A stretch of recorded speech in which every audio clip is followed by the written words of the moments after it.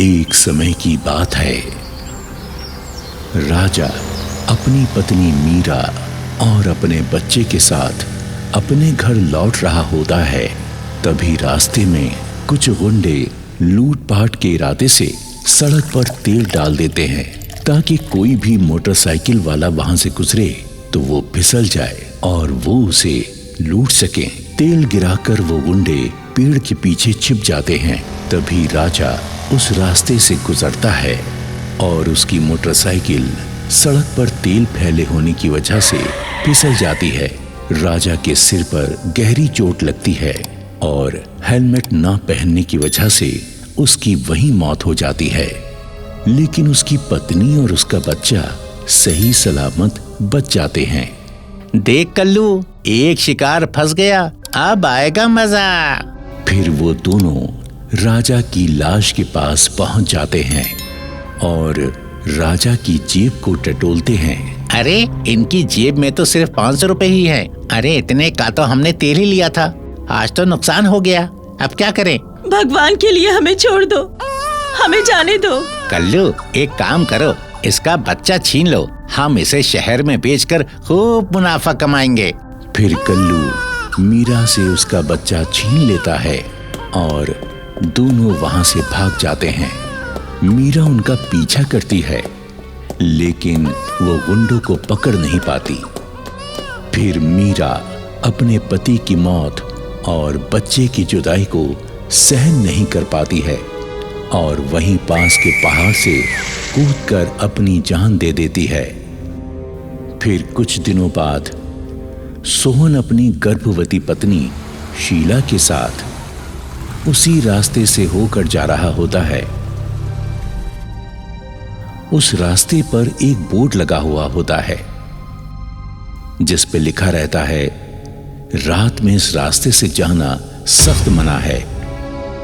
लेकिन सोहन उस बोर्ड को नजरअंदाज कर देता है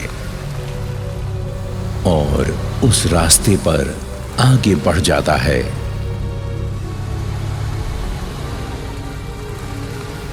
आगे कुछ दूर जाने पर उसकी गाड़ी का टायर फट जाता है। अरे ये क्या, गाड़ी का टायर फट गया? ये तो बहुत बड़ी गड़बड़ हो गई। मेरे पास तो दूसरा टायर भी नहीं है, क्या करूं मैं? अरे जल्दी कुछ कीजिए ना, मेरा दर्द बढ़ता ही जा रहा है, मुझसे और बर्दाश्त नहीं होता।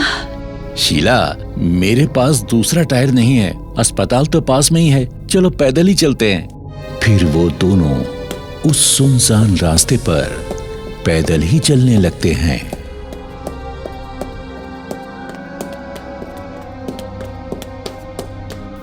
तभी मीरा उनके सामने आ जाती है। वो अब एक चुड़ैल बन चुकी है और अपने खोए हुए बच्चे को इधर उधर तलाश कर रही है। चुड़ैल को देखकर उन दोनों की हालत खराब हो जाती है। अरे मर गए, ये चुड़ैल कहां से आ गई? हाँ, अरे पीछे बोर्ड पर भी लिखा हुआ था कि इस रास्ते पर चलना मना है, लेकिन तुमने उसे नजरअंदाज कर दिया। तभी उस चुड़ैल की नजर शीला पर पड़ती है। उसे गर्भवती देखकर चुड़ैल को अपने बच्चे की याद आ जाती है। वाह, मेरा बच्चा, मेरा बच्चा, तुम इंसानों ने मुझसे मेरा बच्चा छीना था ना, अब मैं तुमसे तुम्हारा बच्चा छीनूंगी। ऐसा बोलकर वो चुड़ैल शीला के पेट पर अपनी शक्तियों का इस्तेमाल करती है और उसके पेट से उसका बच्चा निकाल लेती है।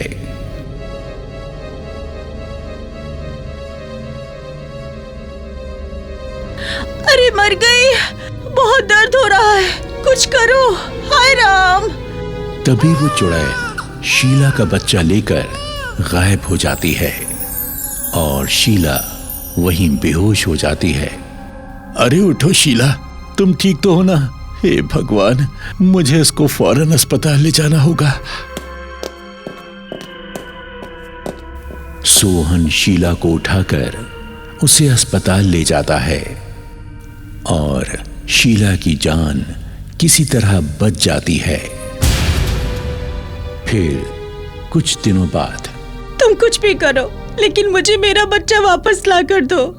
मैं अपने बच्चे के बिना नहीं जी सकती। तुम घबराओ नहीं शीला, हम फिर से उसी रास्ते पर चलेंगे जहां ये हादसा हुआ था। वो दोनों फिर से उसी रास्ते पर जाते हैं और आसपास के लोगों से पूछताछ करते हैं।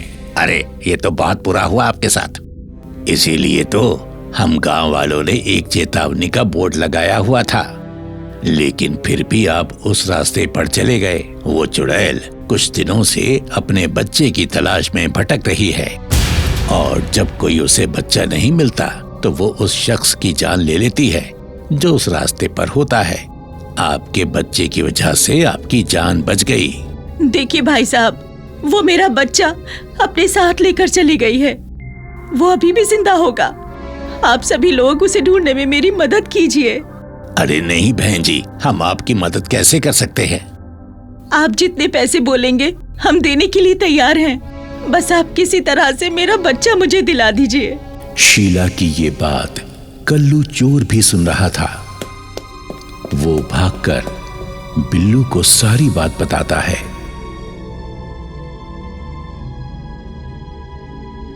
अच्छा, तो ये बात है। क्या कहा उसने? मुंह मांगे पैसे देने को तैयार है वो औरत।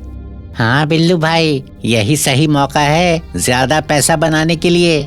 लेकिन हम उसका बच्चा वापस लाएंगे कैसे? अगर उस चुड़ैल ने हमें पहचान लिया तो वो हमें जिंदा नहीं छोड़ेगी। अरे उसकी चिंता मत करो, मैं संभाल लूंगा सब। फिर कल्लू उस चुड़ैल के बच्चे को लेकर आता है और फिर दोनों सोहन के घर जाते हैं और उनसे कहते हैं कि वो उनका बच्चा वापस दिलवा सकते हैं। भाई साहब, मैं आपको मुंह मांगा इनाम देने को तैयार हूँ, बस हमारा बच्चा हमें दिला दो। ठीक है, मेरे पास एक तरकीब है।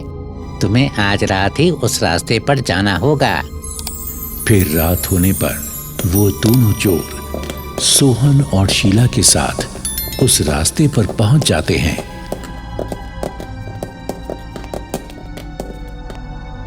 अंकल, आप मुझे कहाँ लिए जा रहे हो? तुम्हें तुम्हारी माँ के पास लिए जा रहे हैं बेटा, चुपचाप चलते रहो।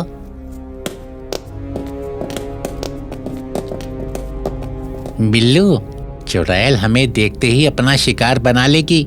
हम अब और आगे नहीं जा सकते। तुम ठीक कहते हो कल्लू। भाई साहब, हम अब इसके आगे नहीं जा सकते। अब आपको ही आगे जाना होगा। फिर सोहन और शीला उस बच्चे को लेकर आगे चल देते हैं।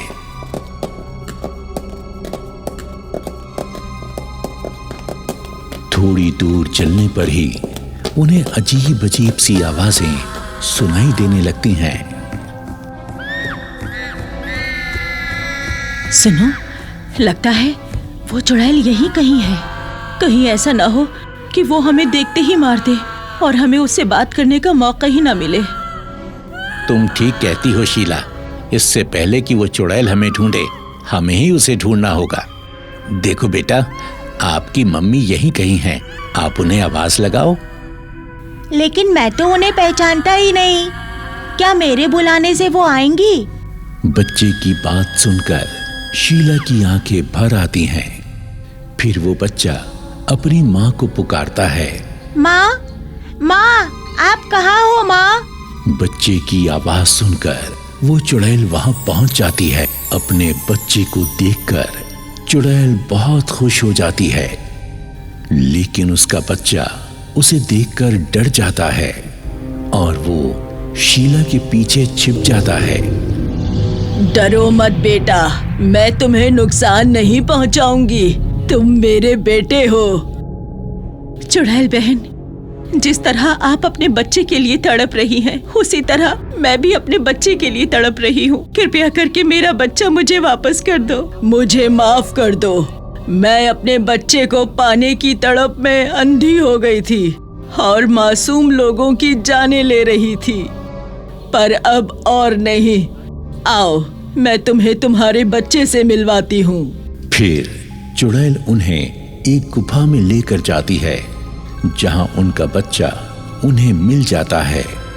अपने बच्चे को पाकर शीला बहुत खुश हो जाती है, लेकिन चुड़ैल का बच्चा उदास होकर शीला के पीछे छिप जाता है। चुड़ैल अपने उदास बच्चे को देखकर दुखी हो जाती है।